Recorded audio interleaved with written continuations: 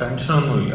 കാര്യം എന്താണെന്ന് വെച്ചാൽ ഈ സിനിമ 2-3 പ്രാവശ്യം കണ്ടെന്ന ഒരാളെന്ന നിലയ്ക്ക്, അതുപോലെ തന്നെ ഈ സിനിമ മറ്റുള്ള നമ്മൾ പല സ്ഥലത്ത് ഇത് ഇട്ട് കാണിച്ചിട്ടുണ്ടായിരുന്നു. അപ്പോൾ അവരുടെ എല്ലാ സൈഡിൽ നിന്ന് കിട്ടിയൊരു ഫീഡ്ബാക്ക് ആയിക്കോട്ടെ, ഇതിൻ്റെ ഒരു സിനിമ തീരുമ്പോൾ അതിൻ്റെ ഏറ്റവും അവസാനം കാണുന്ന ഒരാളാണ് അതിൻ്റെ ഒരു ഫൈനൽ മിക്സ് ചെയ്യുന്ന രാധാകൃഷ്ണൻ.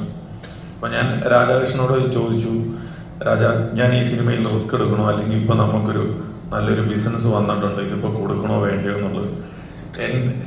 എനിക്ക് തോന്നുന്നു എൻ്റെ ഏറ്റവും ഒരു 80% സിനിമകൾ സൗണ്ട് മിക്സ് ചെയ്തേക്കുന്നത് രാധാകൃഷ്ണനാണ്.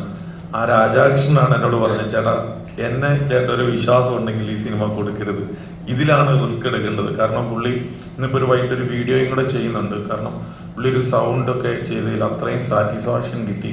എല്ലാ വർക്കും പുള്ളിക്ക് തന്നെ ചെയ്യണമെന്ന് തോന്നുകയും കൂടെ ചെയ്തു. അപ്പോൾ അത്രയ്ക്കും നല്ലൊരു ഔട്ട്പുട്ടാണ്. കണ്ടാൽ ഒരു ഭയങ്കരം തിയേറ്റർ എക്സ്പീരിയൻസ് ആയിരിക്കുമെന്ന് പറഞ്ഞ ഒരു രാധാകൃഷ്ണനുണ്ട്. അപ്പം ഞാൻ ഏറ്റവും കൂടുതൽ വിശ്വസിക്കുന്ന ഒരാളാണ് ഒരു സിനിമയെ സംബന്ധിച്ച്.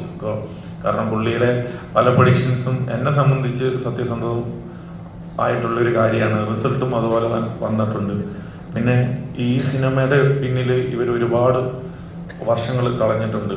അതായത് ഡയറക്ടർ ആയിക്കോട്ടെ, റൈറ്റർ ആയിക്കോട്ടെ, ടൊവിനോയൊക്കെ ആയിക്കോട്ടെ. ടൊവിനോയൊക്കെ എനിക്ക് തോന്നുന്നത് ടൊവിനോയുടെ കരിയർ ബെസ്റ്റ് ഫിലിം ഇതായിരിക്കും എന്നാണ് എനിക്ക് തോന്നുന്നത്. ഞാൻ പറയാൻ സക്സസോ ഫെയിലിയറോ എന്തുണ്ടെങ്കിലും നമ്മൾ സിനിമയുടെ ഒരു നിർമ്മാതാവ് എന്നുള്ള രീതിയിലായിക്കോട്ടെ, അല്ലെങ്കിൽ സംവിധായകനോ ആക്ടറോ ഒക്കെ അത് ഫേസ് ചെയ്തേ പറ്റുള്ളൂ. പക്ഷെ ഞാനെന്ന ഒരു പ്രേക്ഷകനായിട്ട് കാണുമ്പോൾ ടൊവിനോയുടെ ഒരു കഷ്ടപ്പാട്, അല്ലെങ്കിൽ ഒരു 3 റോള് ചെയ്തിട്ടുണ്ട്. അപ്പം അദ്ദേഹത്തിൻ്റെ കരിയറിലെ ഒരു വൺ ഓഫ് ദ ബെസ്റ്റ് സിനിമയായിരിക്കും എന്നുള്ളൊരു കാര്യത്തിൽ അതിന് എനിക്ക് വേറെ ആരുടെയും ഉറപ്പ് വേണ്ട. അത് എനിക്ക് എൻ്റെ ഉറപ്പ് തന്നെ, എനിക്കത് മതി. കാരണം അത്രയും ഒരു കഷ്ടപ്പാട് ഈ സിനിമയിലുണ്ട്.